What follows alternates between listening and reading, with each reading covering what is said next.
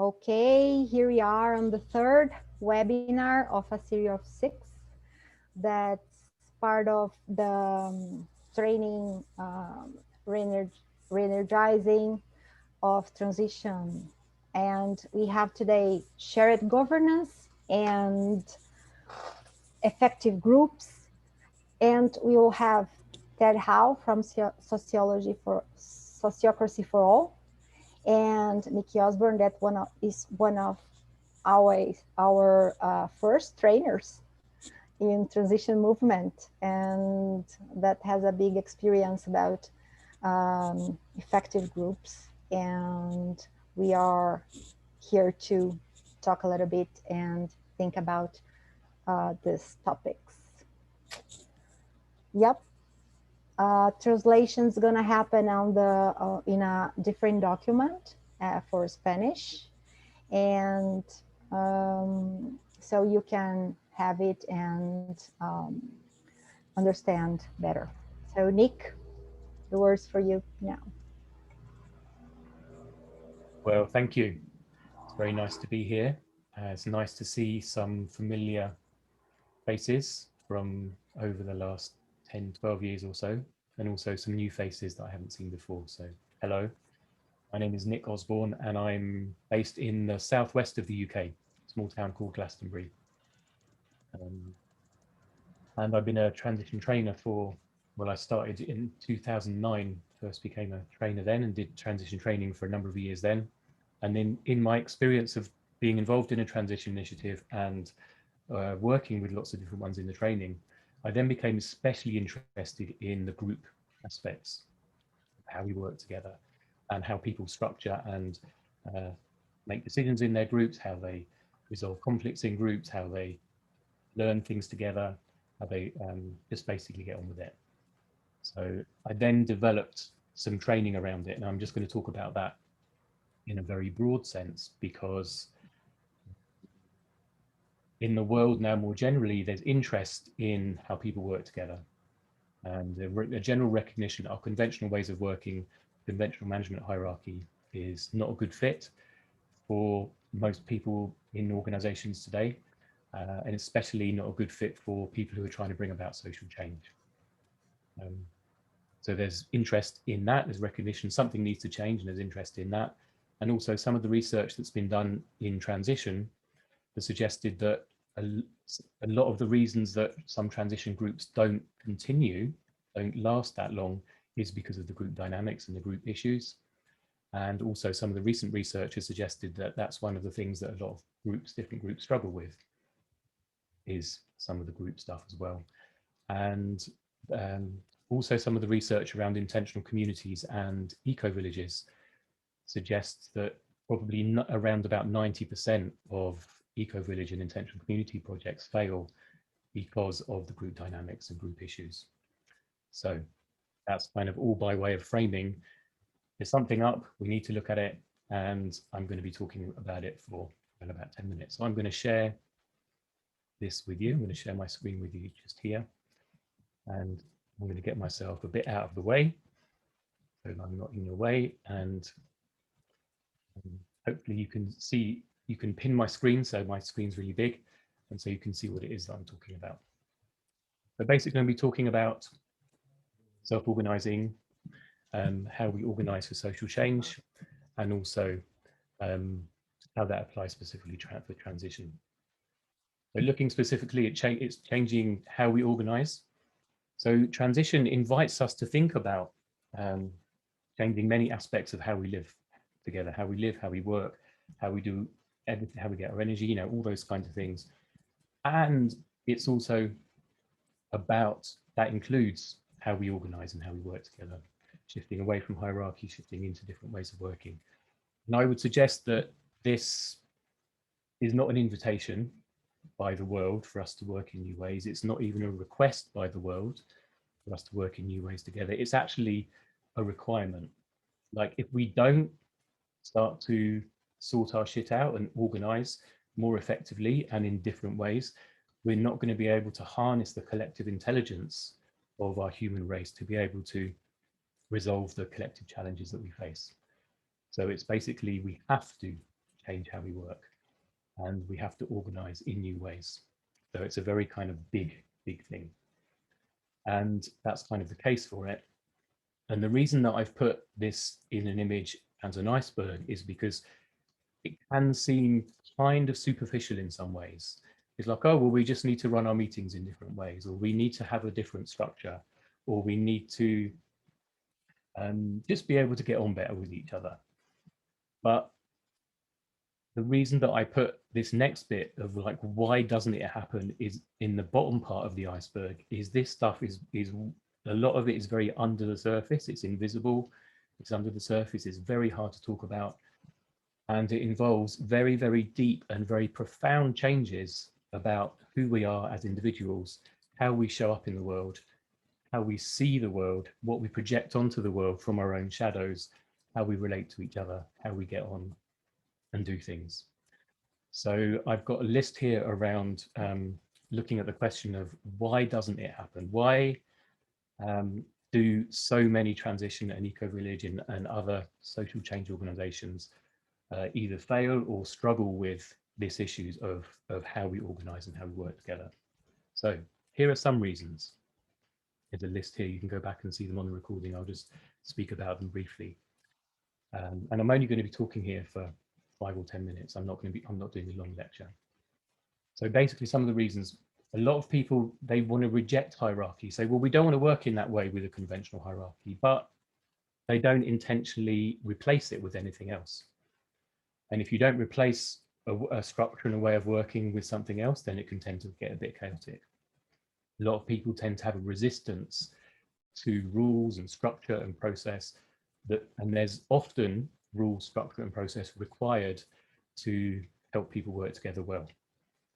There's often a lack of group skills, so people will be just not educated around how to get on with each other, how to work and collaborate well, how to make decisions and resolve conflict. There's a lack of those skills. There's even, the next point, is not even really an understanding that group skills are needed.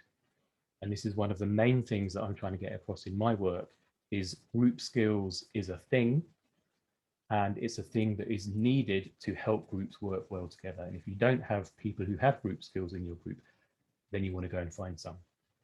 A lot of groups have a bias towards action. There's a sense of urgency around the situation we're in, and we just need to get on with it. We don't want to sit around and be talking about how we make decisions. I've seen that bias to action a lot. There's a kind of cultural value around everyone should have a voice, without having any kind of clear way of how to integrate or how to work with the differences that come up when different voices are heard. That can lead to a lack of clarity about who's doing what, who has what power and authority, and how decisions are made. And that whole thing can lead to conflicts. And then within these groups, there's often a real conflict avoidance of, when these conflicts arise, people not wanting to address the conflicts and not deal with them. And so they, the group splits, people leave, or there's a division and things don't work very well. Often a lack of psychological safety, where people don't have the group skills to create the safety to properly deal with the conflicts that come up. And a lack of feedback loops. So if there isn't the safety and if there isn't the good ways of working, you don't get the feedback loops with each other in your working relationships or between your group and the outside world. Then all of those things can lead to burnout. So that's just a short list of some of the reasons that these changes are either challenging to do or aren't happening because of that. And as I said, it's like a big thing. It's like the bit of the iceberg that's under the surface. It's very deep, it's hidden, it's hard to work with, and it's profound and deep work that is required of us to make changes so we can organize better and to achieve our goals better in our social change work. So I'm going to talk briefly about how do we do it? How do we start doing some of these things? No, not that way. This way. There's many options for how do we do it. When I started doing this work, I started a course with transition groups. Originally, it was called Weaving Magic, then it was called Effective Groups, then it became Effective Collaboration. Then I started calling the work Conscious Collaboration. I was working with a psychotherapist who was bringing in more of the personal, emotional, psychological aspects of what it means to be effective in a group. And now this work can be thought of as under the title of self-organizing, how we self-organize our teams and our groups for social change. And there's one of the courses that I ran, the effective collaboration version of the course that I ran. I did it with a lot of different transition groups. I did it in America with transition groups there and trained up some trainers. And then I'm recently now working with Don Hall of Transition US of how to update that curriculum from effective collaboration and then put it into an online on-demand format that will be freely available to transition groups to use and learn and use some of these group skills of how to work together. So currently working on that with Don. And then as well as those things that I've been doing, there's all these other options as well for self-organizing. So there's this one down here, there's kind of Sociocracy, and I know Ted's going to be talking about that as well as one example of ways of self-organizing. There's another one called Holacracy, some of you may have heard of. There's an adaptation of Holacracy being used by the Extinction Rebellion in their self-organizing system that I helped them create. Then there's a kind of Sociocracy 3.0, which is like a bit of a combination of a bit of Sociocracy and some Holacracy and kind of putting them together and making something new. There's a book, if you're interested in this, there's a book called Reinventing Organizations, which talks about this. It's other models, like this one's for-purpose enterprise, this one is symbiotic enterprise. There's all these different models and different ways of doing it. So lots of different options. And it can be a bit confusing of like, well, God, where do we go with all of this if there are all these different options about how to do it? So I'd say the first thing you want to do is either yourself or get somebody in your group to learn some group skills, or if they know the group skills, then use the group skills to evolve how we organize together. There's the free online training for transition initiatives I mentioned, that's on its way. It should be coming out in, I guess, the coming months, in summer, something like that. And in the meantime, if you want some more links and information about it, you can click on this link to Evolving Organization. That's my website, which has a lot of information there around self-organizing, different ways of doing it, conscious collaboration, and so on. And that's it. That's the kind of short 10-minute version of self-organizing for social change and the reasons for doing it.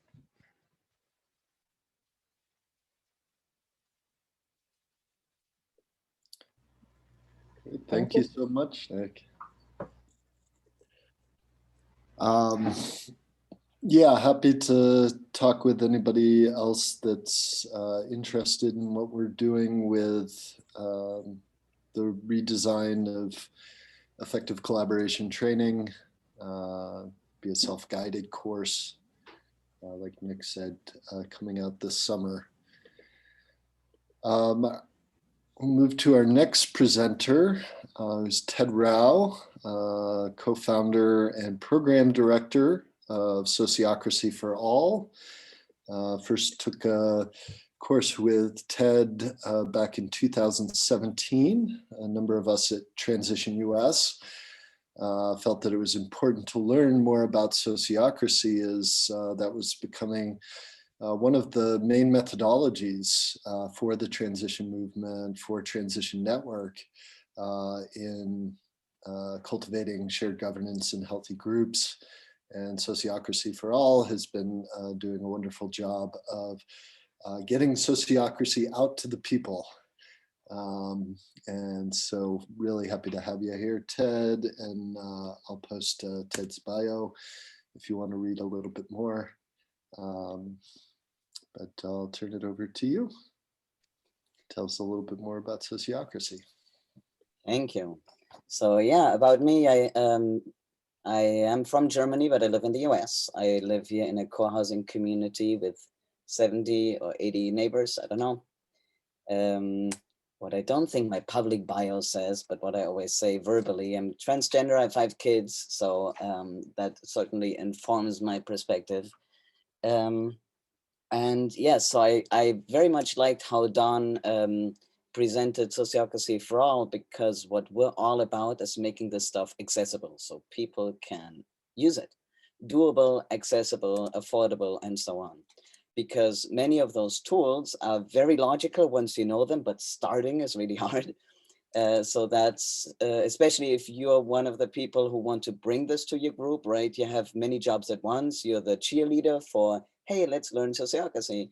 But you also might have to convince people. You need to like get it going and so on. And that's all quite a big task, actually. So I will give you some resources at the end of what we do and what we have. But for now, let me super briefly, this is the super short version of what sociocracy is. So just that you have a little bit of a sense, and I know many of you do, so this is like a 3-minute thing, maybe. Let's see how fast I can be. So the first question that I typically start with, Nick already answered. Thank you for that. Why structure? Because without structure, we will have the old structures again, right? Then some people will be loud, some people will be heard. But in order for everybody to be heard, we can't just not have any structure. It will simply not work. So we need to intentionally put a better structure in place. So structure per se, as itself, is not a bad or evil thing, right? Many people have that response to structure, but that's only because most of us have been around hierarchical structures, but that's power over structure and not just structure. So structure in itself is not a bad thing. And typically I remind people here that just governance is so hard, right? Nick has talked about that. We have the content of what we talk about, interpersonal things, process, all of it at once in real time during a meeting. So let's make it as easy as possible for ourselves. That's where I'm coming from. Real quick, just on the word, sociocracy is not the prettiest word, to be honest, but we use it because we want to honor the tradition, because it will actually it has been around for more than 30 years now with this word. So we want to use that. You know, I was still in elementary school when the word was used in this way. So socio comes from the people who associate together, and cracy, of course, governing together, like in democracy. So the idea is those who associate together make decisions about how they do things. So it's really, there's a shortcut to saying it that is a little oversimplified, but basically it means those who work together decide together. So putting that close together. And the basis of everything is that we have a circle that is the beginning of everything, a group of people who know who they are and what it is that they're doing, and they organize themselves. And typically we define what they do in the aim and what they're allowed to do in the domain. And then the decision that we make by consent. So this group will make decisions by consent, and there is a process on how that happens so that we have full clarity on whether we've heard all the objections or concerns, all the reactions, ideas, clarifications that it takes to really make decisions together, right? If we have decisions that we make together, but only half of the people really understand it, then we have not made a decision as equals. So understanding and being heard is really key. One of the things you might be aware of is that we often do rounds. So when we speak one by one to make sure that everybody's voice really is heard and that we don't leave that up to chance. So, but these are all things one can read a lot about, so I will not even go over that. I just want you to know it exists. Oh, that's the little thing for rounds. Ooh, hold on. Now, just really quick on how do we do that if there's a lot of people? And typically what we do, this looks funky with the trans, okay, is that we have individual circles that are doing their own thing. So for example, you might have a circle that is organizing webinars, a circle that is doing the website or the Facebook group, and then a circle that does outreach to get new members or something like that. And then you have 2 people from each of those that you see, those are the same people, right? That from the general circle, just so that we know about each group, what they're doing.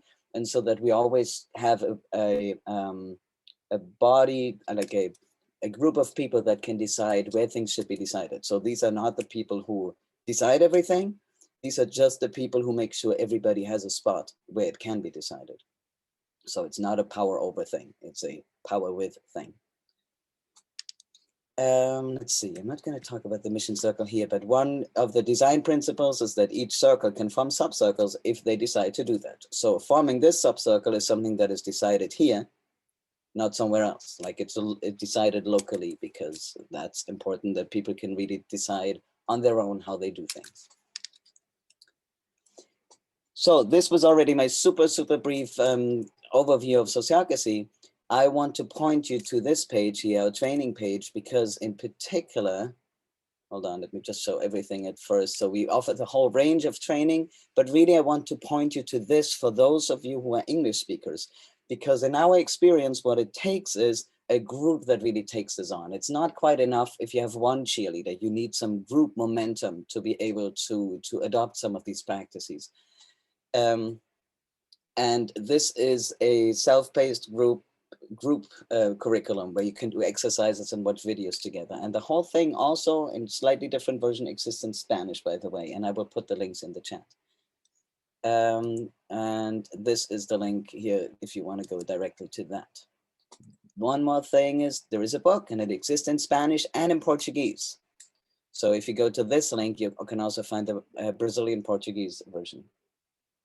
And while I put the links in the chat, I was hoping that, because I came into this room here and I saw my colleague Beatrice, who's part of the Spanish speaking part of Sociocracy for All. So I was hoping that you would be able to say hi. There you go. You already said some things in the chat, but go ahead. Do you want to say some things out loud? Hi, Please. everybody. Happy to be here. Thank you. Hold on. So we have a very fast growing and big Spanish speaking division in Sociocracy for All. So that is that. And I'm complete. All right, well, thank you so much. I know we gave you both impossible task of trying to present in 10 minutes. But this really just to get the ball rolling and get the juices flowing for all of us for a larger conversation amongst ourselves, because I know we all have experiences and knowledge to share as well. So we're going to go into breakouts in just a few minutes to do that, but just want to take about maybe 5 minutes here. If anybody has any initial questions for Ted or Nick about what they just presented, we could hear a couple questions, and then we'll get into the breakouts.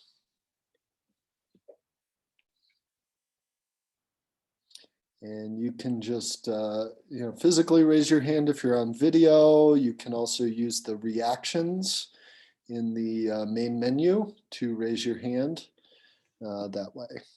So Hamid. Hi there. Hi everyone. I'm Hamid. Yeah, Nick, thank you both for those presentations. Very helpful, very useful, really good. I was really curious, Nick, about your second slide, I think, or one of which said some reasons for why groups don't work. And that really struck home for me. And I find that an extremely useful list as to why people, find groups difficult, because they don't understand some of that we still need structures and so on. But particularly the one that stood out for me was the everyone should have a voice, because of course a lot of us are in this game because we want everyone to have a voice. I just wonder if you could expand that one a little bit further. So that's one of my questions. The other question is, once we find ourselves in this place, in a group where these undercurrents, if you like, of this big iceberg are happening, how do we unstick them? What is the best process? And you might have some thoughts. I'm sure you have some thoughts on that. Thank you.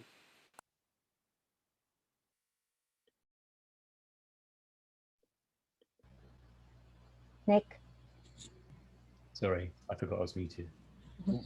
Thanks for your question there, Hamid. I put the list back up as well on my screen if you want to see it. And also I forgot to mention, I did add the translations for Portuguese and Spanish into the Prezi, so they were shared in the chat.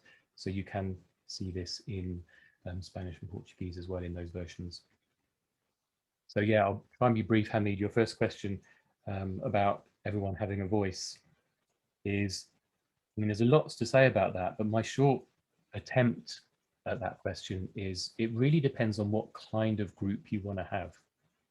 Because there are some groups that are characterized by that value, prioritizing that value of everyone should have a voice.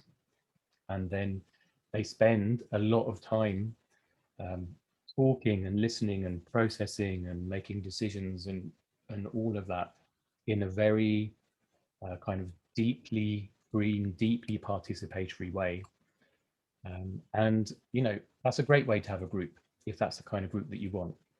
And the places that I've seen those groups work really well is in like eco-village situations and intentional communities where people are living together, and it's quite appropriate for them to be really sharing in those deeper ways. And some of them do more action and some of them don't do so much action. Where it tends to get problematic is if you're in a group where you have the issue above, the bias towards action. So there are people there where there's a bias towards action, but they also think everyone should have a voice. Then you need to have a different kind of group where everyone has a voice in a different way, where there is structure and where there is process for containing the kind of tangles that can come from everyone having a voice and all different perspectives being heard. So what I mean by that specifically is you can have a decision-making process by consensus, and it can be very messy. It can be very not many decisions get made because everybody thinks everybody has to agree, and not everybody will agree about something. So you tend to move very, very slowly or not make very many decisions. If you're on that everyone should have a voice thing. Or you can use a more structured way of making decisions like formal consensus, which uses more of a structure and more of a process than just everyone has to agree. Or you can use an even more structured process like the integrative decision-making process from Holacracy, where everyone can make an objection to a proposal in governance meeting, but there are very specific criteria for what counts as a valid objection. And without, then you have a facilitator who tests those criteria, and sometimes objections get deemed as invalid, and so they're not included. So people then have a voice in a different way. So you may have a voice, but then your voice may be heard in different ways according to the sets of rules that you're playing with. So there's a kind, you can think of it as kind of a spectrum.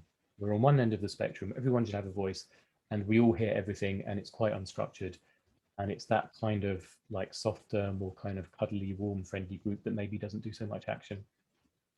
The other end is you have some very clear rules that affects how people's voices are heard and the basis on which people can have a voice. And that can lead to more effective action. Yeah, that's my attempt at doing a short answer to that question.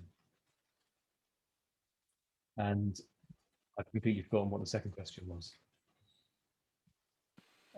It's when you find yourself in an evolved, a mature group, but you have a number of these issues at the root of that group, and they go unaddressed. How do you unstick a group like that? Yeah. What do you do? What's the best strategy? Yeah. So what I would do then is I would probably, you know, just even doing something like this picture of like, wow, you know, there's some stuff going on in our group and we're a bit stuck and things aren't working so great.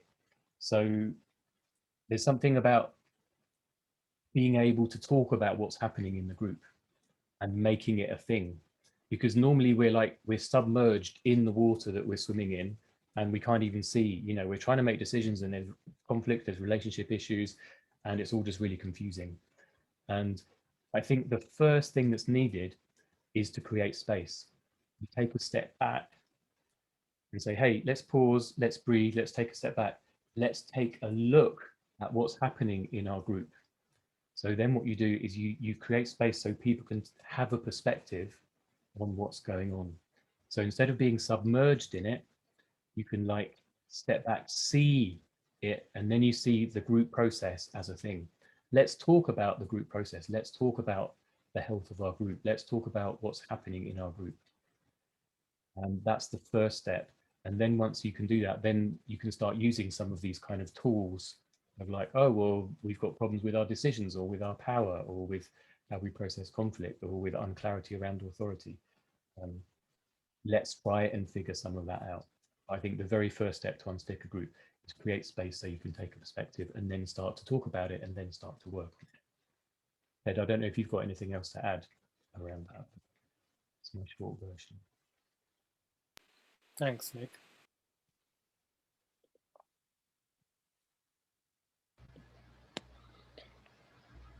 So Ted, yeah, if you have anything you'd like to add to that, we also will have some more time for questions and discussion on the other side of the breakouts.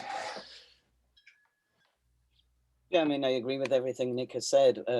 One thing that often works is just doing a little test on something, right? Like, for example, just rounds. Can you just try them out, see how they feel? Try them out and then do the reflection, right? In my experience, reflection is great and systems are great, right? But the problem is that people don't buy into the system or a system, really, any system, until they're convinced that it's worth it. So like feeding little appetizer is a good idea. And then people have that first-hand experience of, oh, I want more of that. And then you can have more, then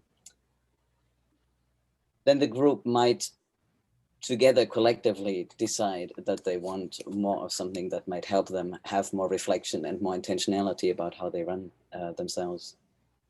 So first-hand experience, people need to recognize it as something that helps them, right? And not something that comes from the outside. Complete. Thank you. So we are going to go into the breakouts in just a minute. So just ask you to hold I have a logistical question. Will the chat notes be available after this? I know it's recording, but is the chat box something that's available after this? We got a thumbs up from Silvana. Thumbs up. Thank you. Thank you very much. Great. Deborah, did you wanted to say something before we went into breakouts? Thanks, Don. Hi, everyone. I'm Deborah Benham. I work for Transition Network, and I'm currently the training link. So I'm part of the circle that's bringing these webinars to you. And I just wanted to really express my gratitude to Ted and to Nick and to the whole training circle, because I'm really excited to hear that these resources, these online courses, these free resources or very affordable resources around healthy groups and shared governance are being made available. Because one of the things we're really trying to move towards is training and resources not necessarily centrally coming from Transition Network, but really amplifying what's already in the movement and what trainers have already developed and what aligned organizations have already developed. So I want to encourage anyone that has fantastic resources like this to let us know about it so we can signpost and amplify them, and we will be doing that definitely with Nick and Ted's resources. And I'm grateful to Transition US for collaborating on the development of those as well, and for all the amazing work that the hubs have been doing to support training and development of training and training resources. So yes, just let us know if you know of more really good training resources or videos that will help transition initiatives, and we will help share them on the Transition Network website and through the new community of practice that we're developing for trainers as well. And I'm saying all that now because I might not be here for the whole session, but Silvana and Monica and Don are all here, and Anai, and they can answer more questions about the training circle. So thank you so much, and to our presenters and hosts. Great, thank you. I see we're about ready to go with the breakouts, I think. Yes. The question I'm putting in the chat.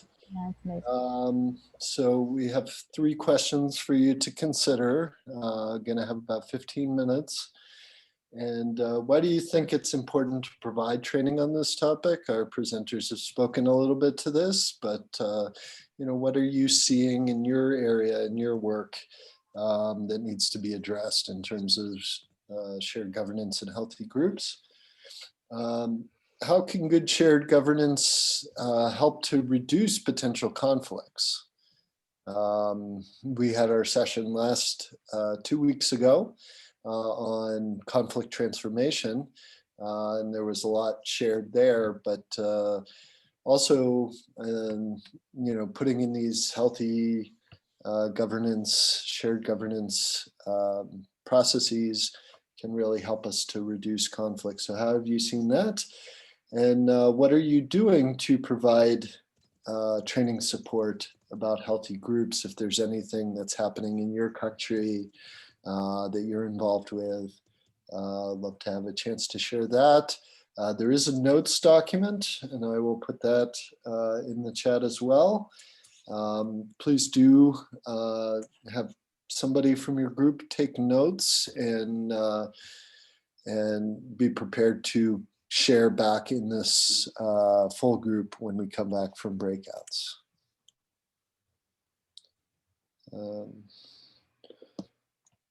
Any questions about the breakouts or any more information we need to share about that?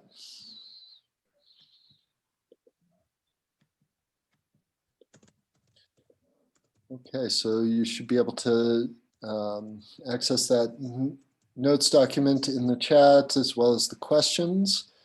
And I think we're probably ready to go into breakouts then. So just about 15 minutes. Make sure that everybody has a chance to have their voice heard. Yeah, open. Practice effective collaboration. Yeah. We can stop recording now and then when they come back, right? So more people can speak. Mm-hmm. Okay. For the first question, why we think it's important to provide training, really so that everybody's on the same foundation, like a good foundation to start with is a healthy start.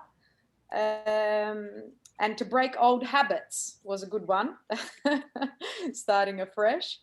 And also a good point with this was to attract and keep new people. So if you're re-establishing your organization like this with this kind of training, then you're able to provide a nice new safe structure for new people to come in and be very clear about what this group is about. And shared governance, I've got a little bit of experience now with Sociocracy. I've been doing some training with the Austrian Sociocratic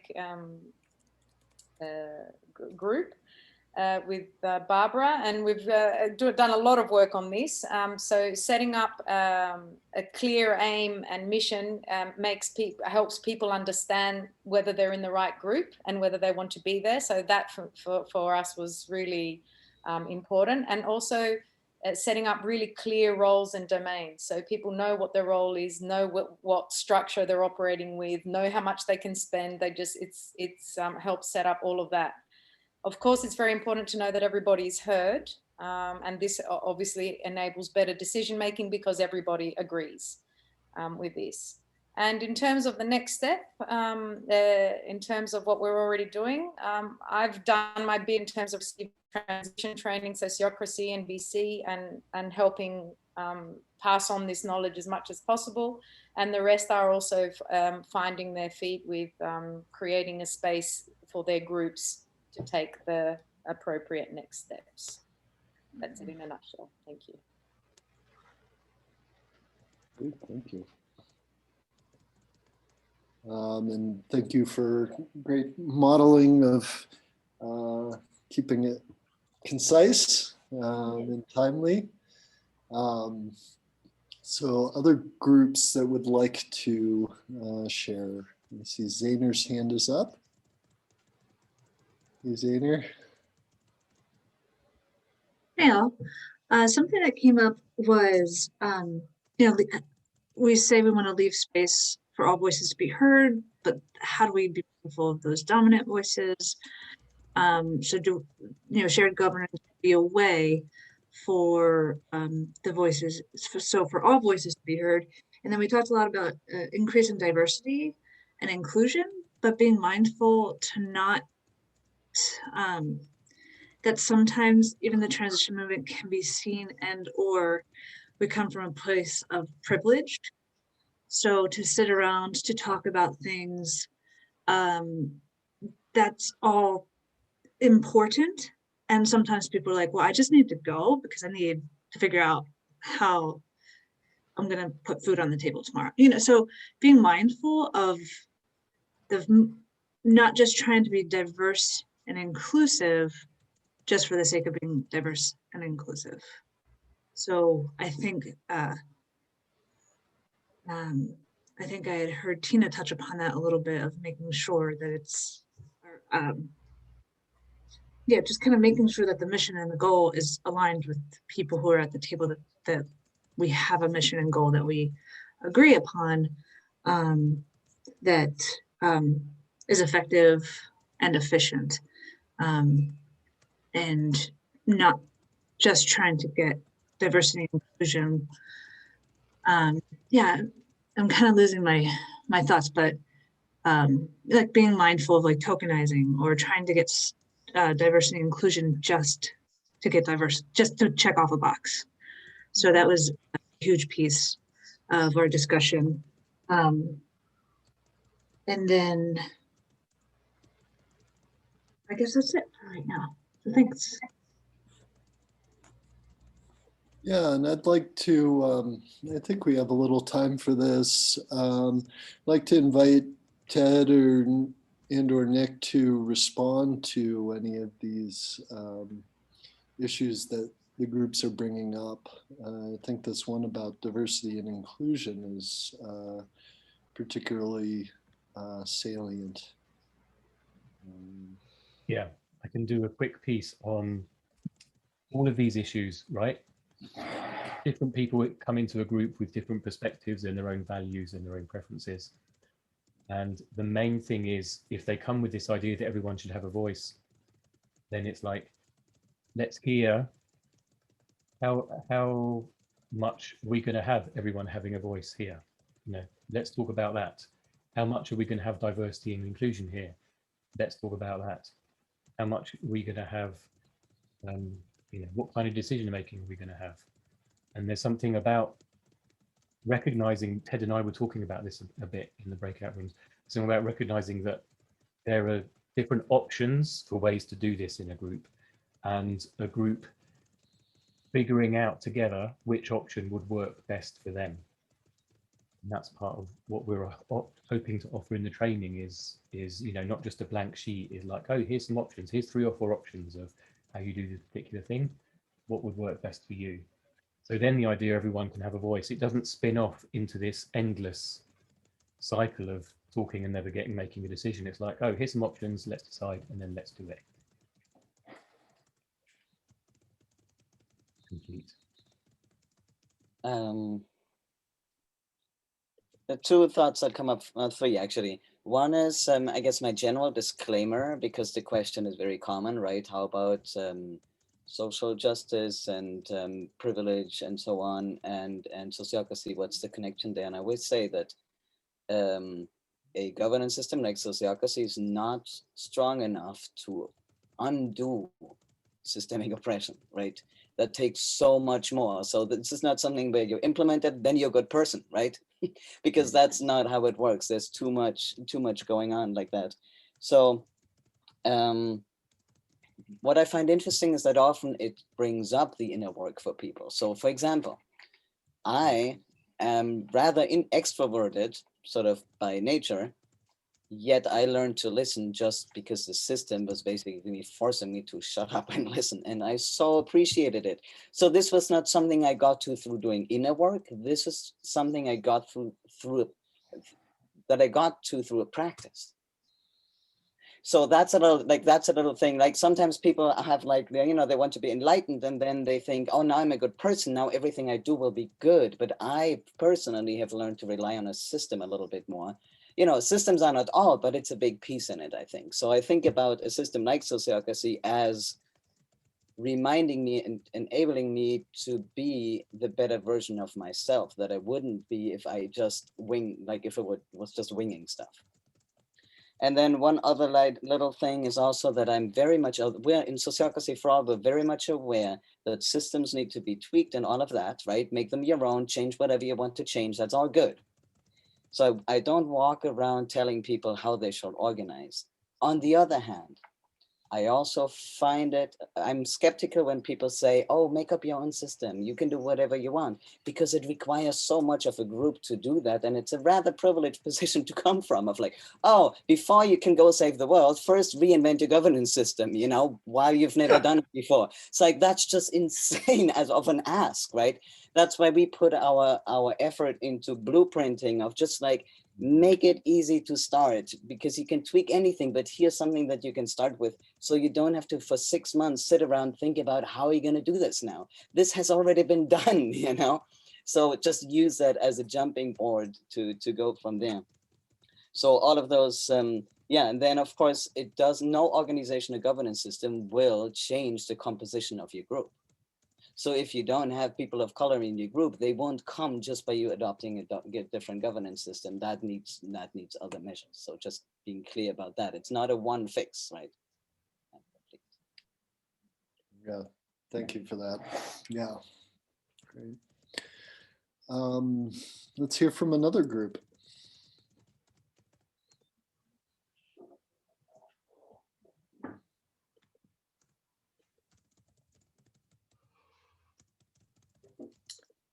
Anybody else like to share what they talked about?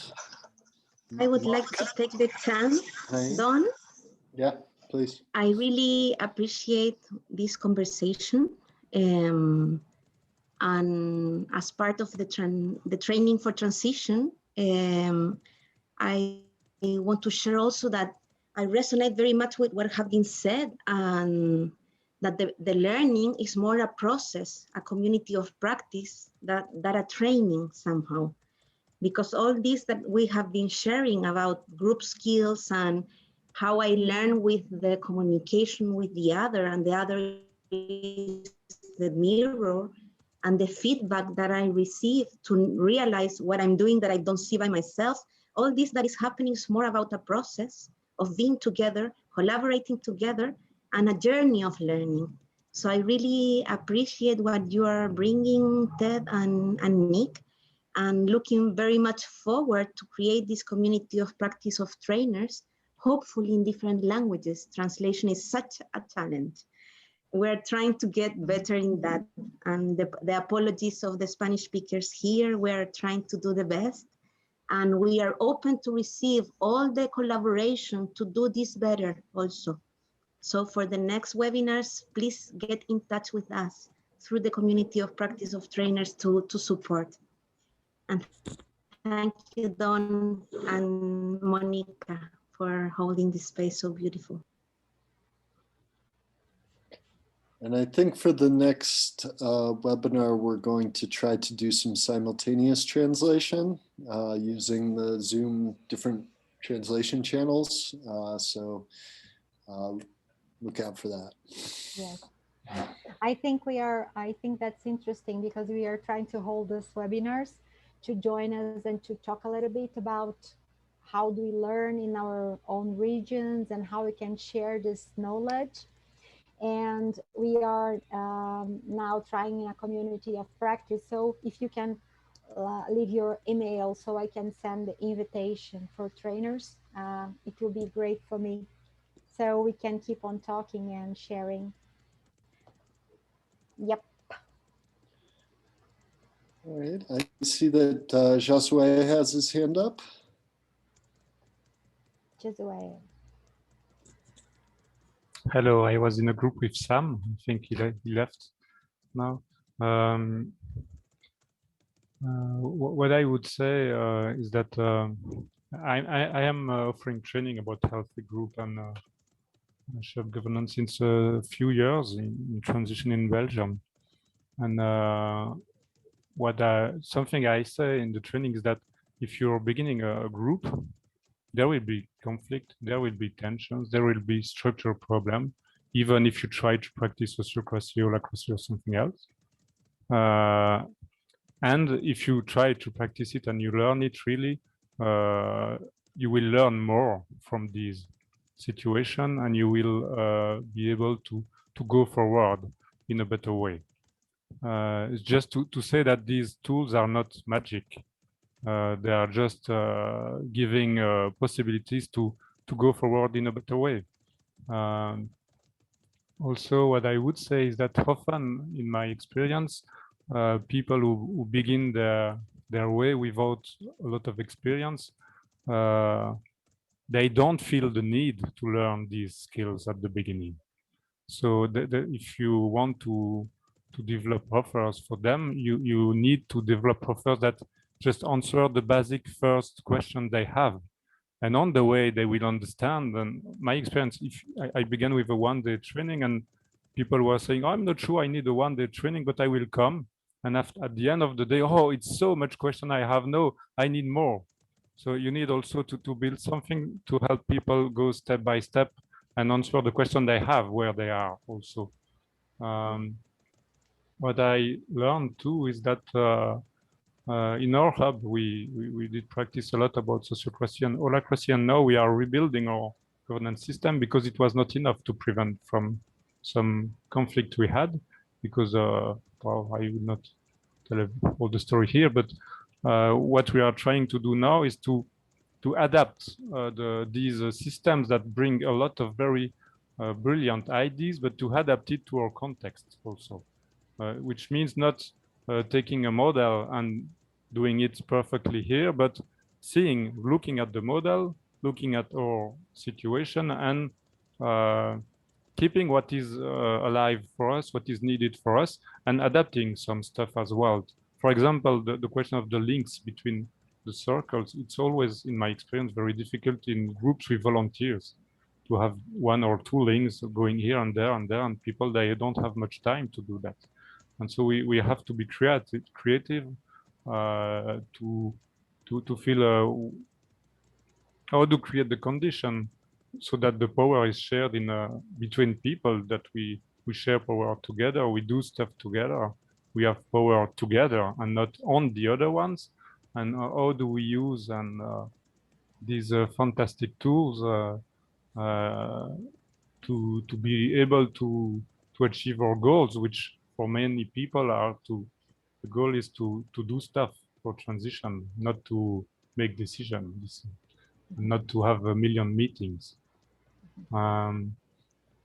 And also, I would say in the trainings we have at the moment, the ones which is more about the introduction to shared governance, we introduce different ways of make decision. One is consent decision making, of course, and election by consent. But we also say that, you know, for some decision, you can just ask who want to do that, and you don't need to make consent. And for decision, you don't have to ask to the group because it's so small that the time you need to make decision is more than the time you need to do the stuff. And so to introduce that kind of people feeling this is a decision that needs consent decision making, or this is a decision that don't need this kind of decision making. So it's really something, yeah. Maybe I will stop there. Yeah, thank you. Angela, were you responding to Josue or sharing some stuff from your group?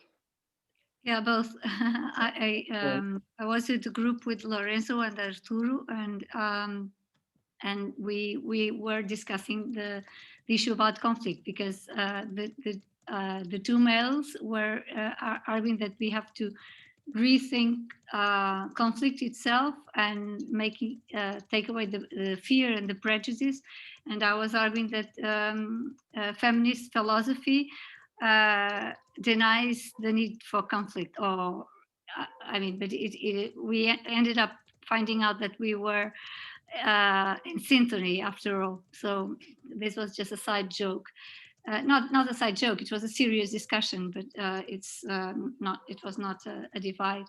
And I was sharing that for me, the issue of global South and people from Latin America, from Africa, from Asia, and the groups that I've met, they have so much to teach us, at least what I see in Portugal and in Europe. And for me, that's a great hope. And transition is very important in that sense. But the reason I also wanted to talk is because in Portugal, transition is quite old, and there are really amazing initiatives. But as a national collective, we are finding it difficult to get things together. Or to make sure we can show the amazing work that has been done throughout the years. And what struck me was that someone proposed the model of the municipalities in transition for Portugal as a hub, as a model for managing the Portuguese hub. And I was so excited about it. Oh, Anna is reacting. This is the reason I asked to talk, was because I heard this is, how could someone think of something so absolutely amazing? And it was Amandine. I don't know if you know who she is. She's doing her training in municipalities in transition. So she's really saying, wow, we could use this.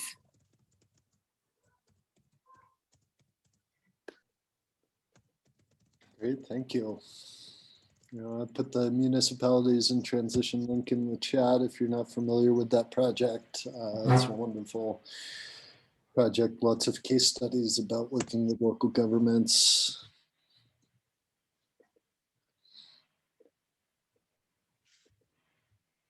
Okay, anybody else would like to say something? Share from your group, ask a question. I think that I have one thing to share about our discussions. That I was thinking that here in Brazil, we are not very associative. We don't use to be connected and join groups to decide things. It's not very normal. I think it's because of dictator. I think, that was a hard time and people don't used to join. And so we have only something like, I don't know, 60 years from it. It's not a lot. So we have a history of oppression.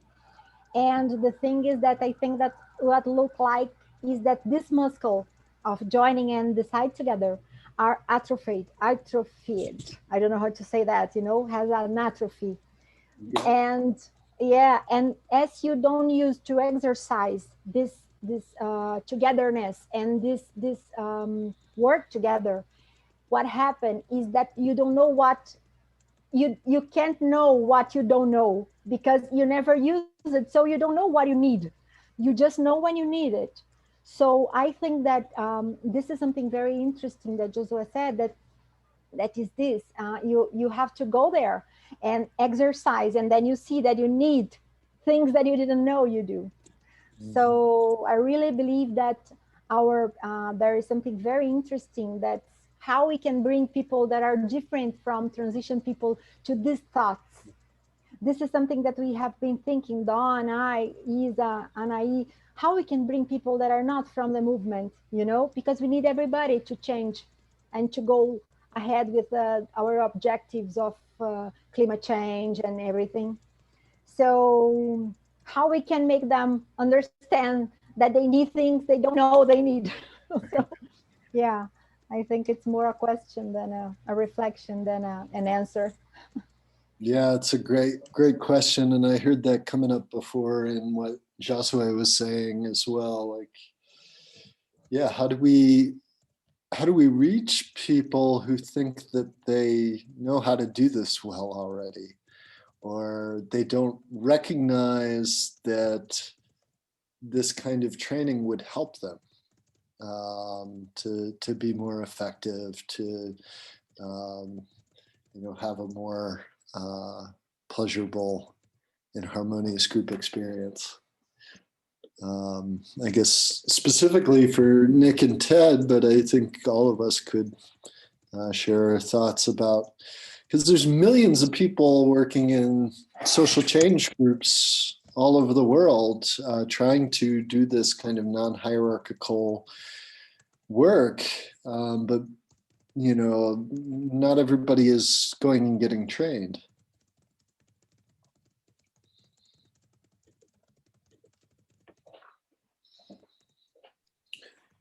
I see Mel's hand up.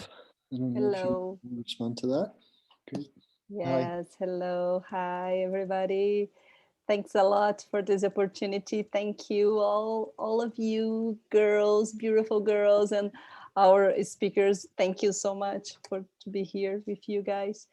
I share a lot of what Monica just said and just what Josué just said too. All my experience here in Brazil, what I see is people, they really want to get involved, but get involved like only the first step of the way.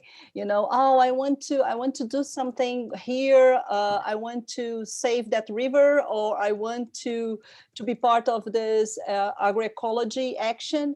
But you know, all this type of things about decision making and being together and discussing a lot, I do not want to do that. You just decide what you want, what we have to do, and you just call me up so I can be here for the day.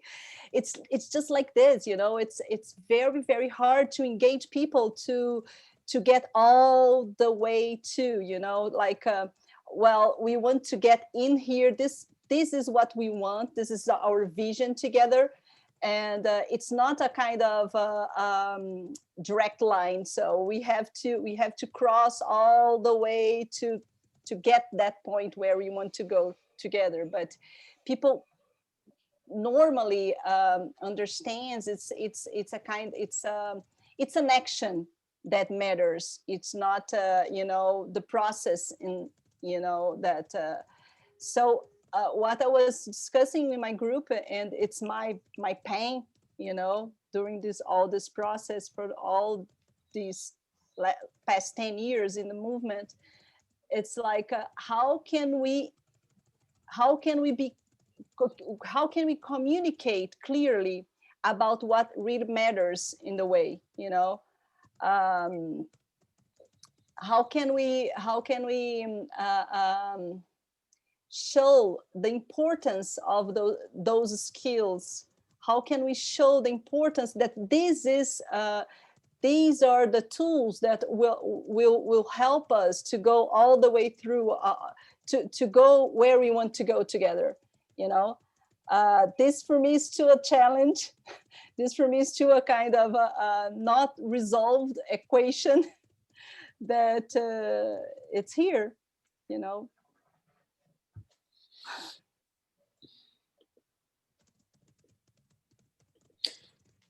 Yeah, I always liked what, maybe Nick's going to speak to this, his the concept of speeding implementation by doing this work.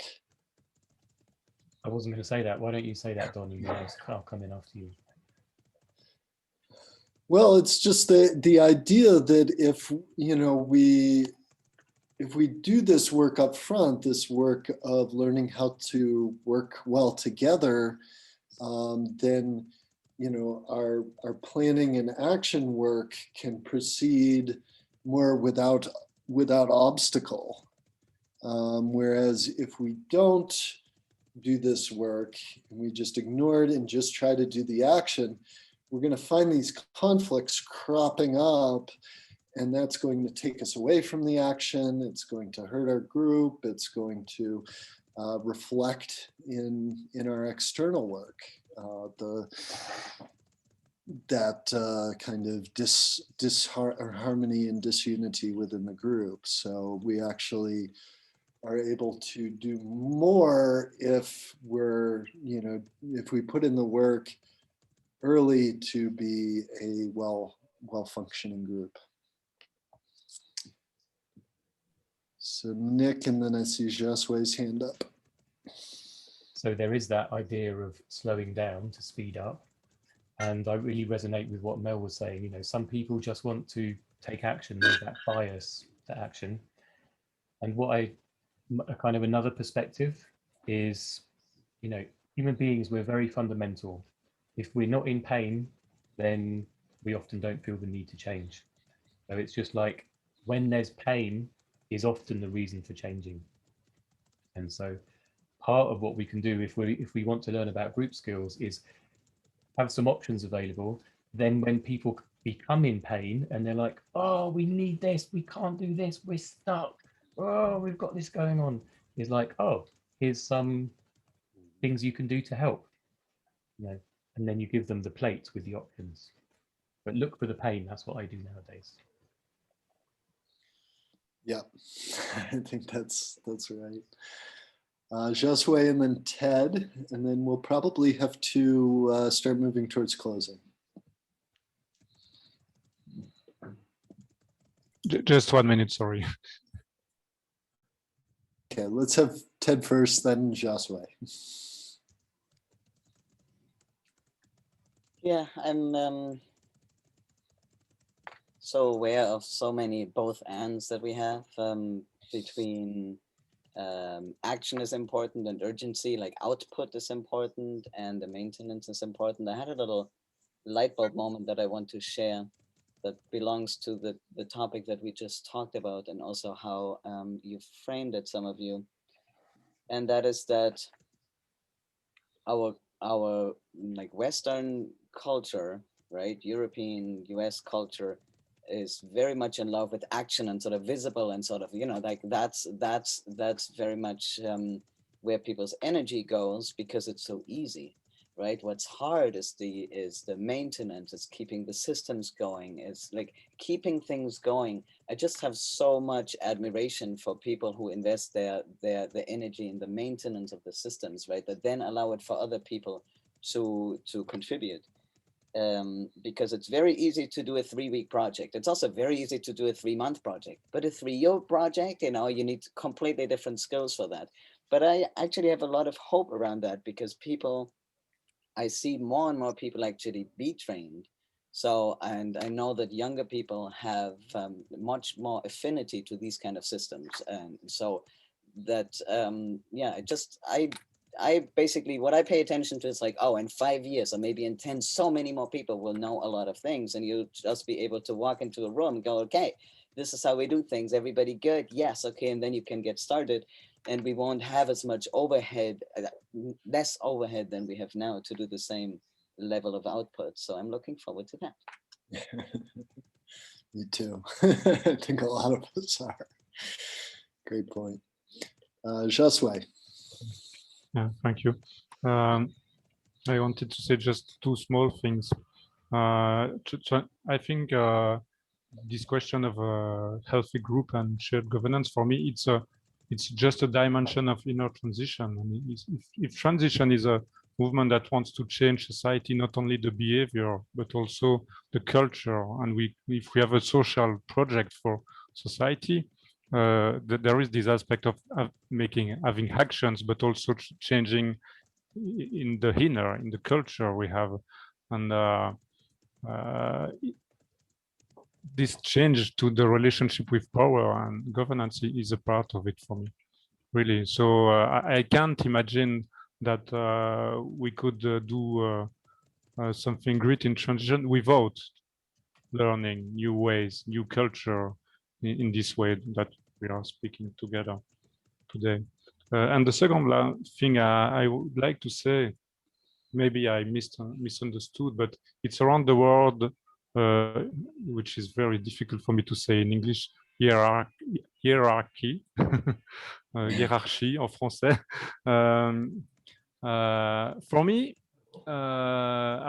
really, when doing transition is not doing without hierarchy for me. It's doing with another kind of hierarchy, and it's finding a way to distribute power in a healthy way, which doesn't mean for me not having hierarchy. And it's something going from this, I saw in the presentation of Nick, this book, Reinventing Organization, and you know, this green paradigm where everything is flat, and we decide everything all together because we don't want to go in pyramids like it was before. It's just the opposite, and the opposite is not good. We need to find a balance between both. What is good in the flat and what needs to be done in a flat level, and what needs a bit of verticality, and where we can see a natural hierarchy coming by skills, by stuff like this. I think it's very important in the transition movement, especially to heal our relationship with hierarchy in a healthy way. Yeah, that's for me. Thank you for that. We are going to have to move to closing. I see that you have your hand up, Zainer. I'm wondering if you still want to say something quickly. It's just a real quick thing. When you were talking, when I heard about changing the culture, I also, it's kind of funny, my partner and child just walked in. I'm really interested in even the one-on-one relationships and within my household. Like how do we make decisions? And I think we're just like doing it on the fly. But like with me and my partner, and then me as an autonomous person, and then us as a household, and having a 4-year-old and a 1-year-old, you know, like I just feel like there's group dynamics. But then for me, one of my personal goals is to also bring what we're talking about today into my one-on-one relationships and then my small household. And so not just like, can we provide structure, but also have lack of structure, you know, how to have both of them, I guess.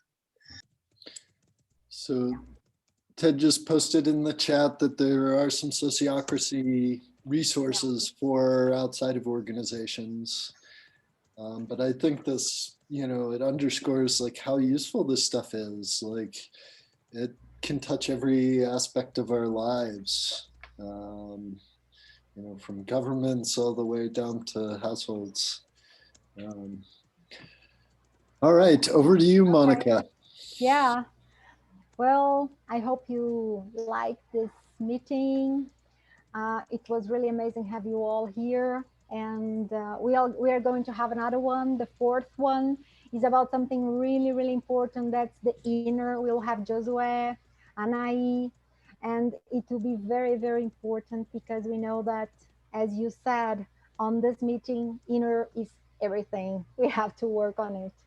So yeah, and so I want to ask you to put on the chat and like a checkout, say in a word, how was this meeting for you?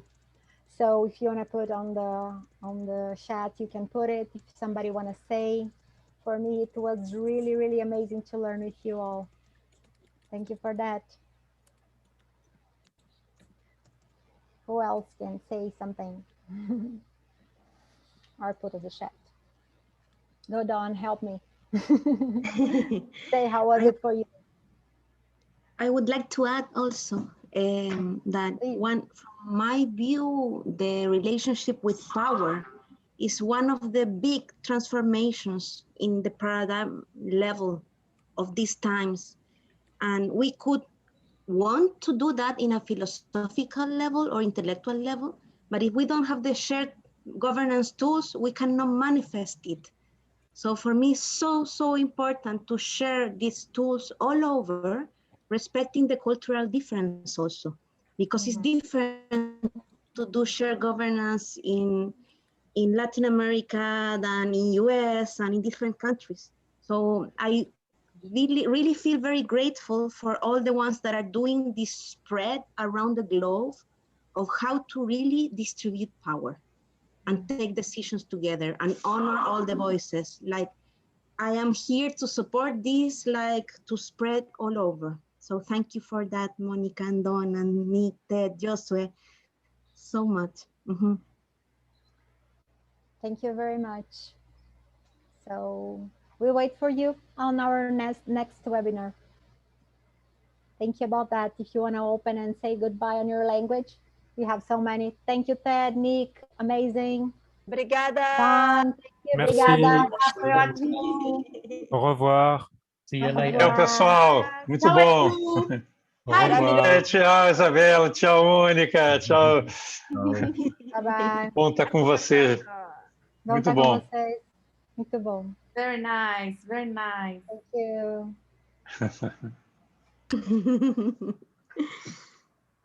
Very good. Lindos. Chicas lindas. You need yoga, madam. Very good. Belleza, Colombia.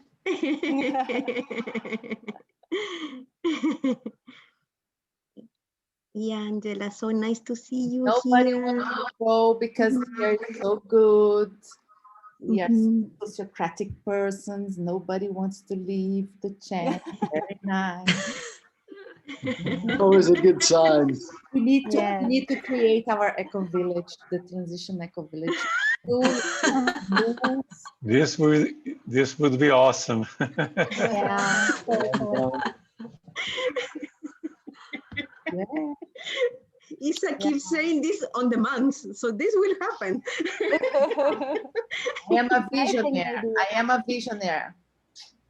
Can people from the United States come? If we dream together, we can make it. Yeah. Yeah. Let's go to Eduardo Eco Village. He have a very nice eco village in Brasilia. Wow. I will go there to try your kombucha, Isa, too. I will have the kombucha factory. I will have the kombucha factory, and we can make a lot of transition companies. Kombucha party, yes. Okay, I will shut down our meeting. So nice to meet my first teacher. I learned transition from Nick. Yay! Lovely to see you, Isabella. Yeah. So nice to meet you, Nick. It was really good. Bye.